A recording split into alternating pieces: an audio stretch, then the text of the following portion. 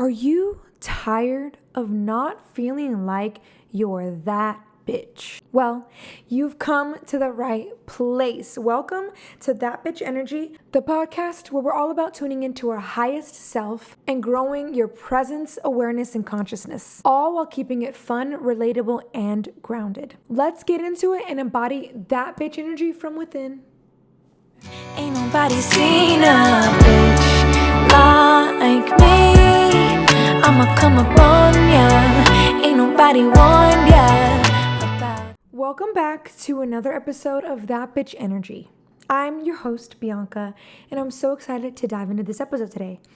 Today's topic is going to be who we are at our lowest, because I believe that honestly, who we are at our lowest truly reveals who we are inside. Today, we're diving deep into something that we all face, but don't always like to talk about: our lowest moments. Yes, you heard that right.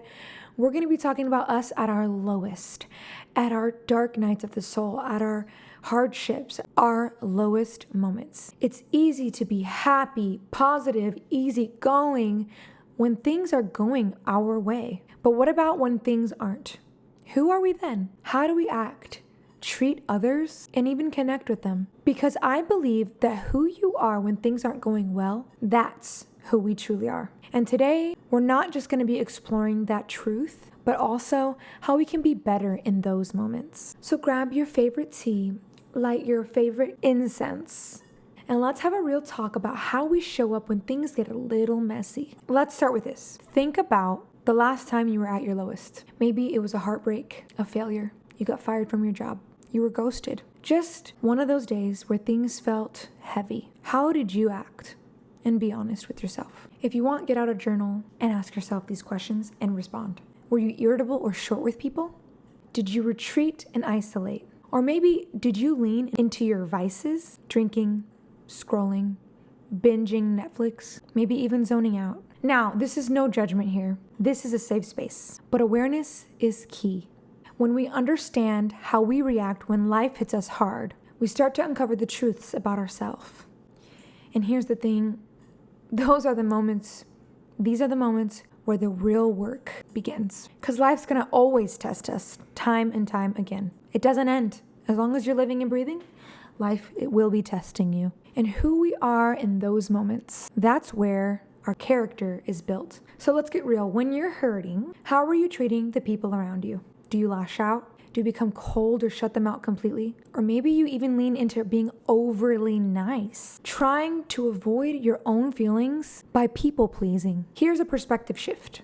The way we treat others when we're struggling is a reflection of how we treat ourselves. If we're mean, if we're harsh or dismissive to others, chances are we're being that way to ourselves too. This doesn't mean you have to be perfect when you're feeling low. It's not about that. We're not striving for perfection here. But how can you pause and choose kindness when it's really hard for you and the ones around you? Now, let's talk about tools. This is extremely important when we're trying to catch ourselves in these moments and turn it around and flip the script. Try pausing before reacting. Before snapping or completely shutting down, take a moment. Breathe in and remind yourself, this is a tough moment, but it doesn't have to define how I react. Name that feeling, whatever it may be. Often we lash out because we don't know how we're feeling, because we don't know what we're feeling. Ask yourself, am I angry? Am I hurt? Am I sad? Naming it takes away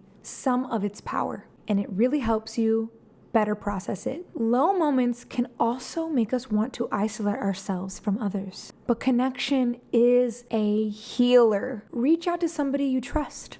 Not to vent necessarily, but to share space. Even sending a text like, hey, I'm having a rough day and I just wanted to say hi, can shift your energy. Also, how would you talk to your friend when they're having a hard day? When someone like a good friend or a family member that you love dearly and are close with comes to you and they're having a bad day, how would you talk to them? Now, use that energy and talk to yourself the same way you would talk to your friend. You deserve that same love and that same grace from yourself. Our lowest moments are our greatest teachers. Growth doesn't come from everything going right, the way we want it to, the way we wished and hoped for. It comes from the struggles, the heartbreaks, and the dark nights of the soul. Our lowest moments force us to look into the mirror and ask, who do I want to be? Do I want to be somebody that lashes out and stays stuck?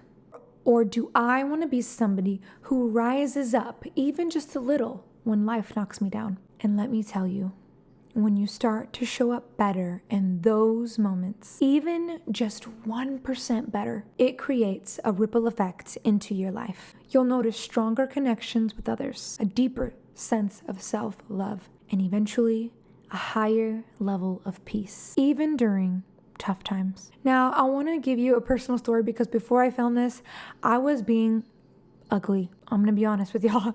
I was being real ugly. I was rushing to get ready for this podcast because today I have a lot going on and I'm squishing so many things and I'm spreading myself thin today. On top of that, I have grief from losing my dad a couple months ago or a few months ago. So I have grief as an undertone. I have spreading myself thin today as the next undertone. And Eric was just asking me, Eric is my boyfriend if you didn't know, was just asking me like, hey, when do you need me to like step away so you can do your podcast? Because we live in a small apartment. And I was like, can you just stop asking me questions? I was being ugly. Now, I'm telling you this because I want to share that it's not like I'm bringing this up in a podcast because I'm perfect. I'm constantly working at it and growing at it because I too struggle within my lowest moments, being kind and patient and caring. It's hard because I'm in my inner world. I'm in my head. I'm not allowing myself space to breathe. I'm not allowing myself space to reflect and really think about how I'm responding. Now, I will say me today is better than me 4 years ago. 4 years ago, I couldn't even talk about timing and planning and I wouldn't even have the capacity to say, hey, I need space to film this podcast. I would just try and film it without telling him I need space. I would not have any boundaries set. I would not have any awareness that I just need to communicate my needs so that I can film this podcast with ease. And to me, that's a win. And I'm still growing and I'm still getting better. And as soon as he comes back from after I'm filming, I'm going to give him a big hug and thank him for his patience with me. It's not about being perfect here. It's about being 1% better each time this shows up for us. Each time we're going through a hard moment. Each time we're in dark nights of the soul.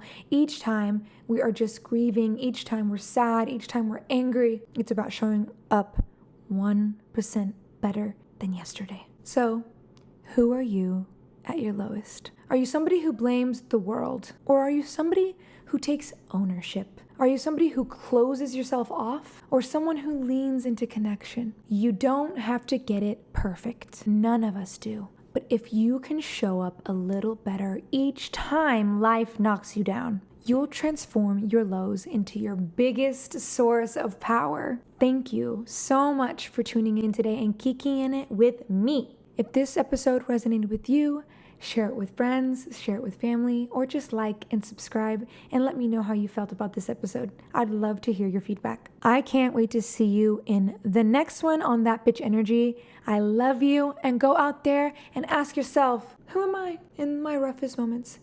Because I know I am that bitch and I'm doing the best I can, honey. Have a beautiful day. See you in the next one. Ain't nobody seen a bitch like me. I'ma come up on ya. Ain't nobody want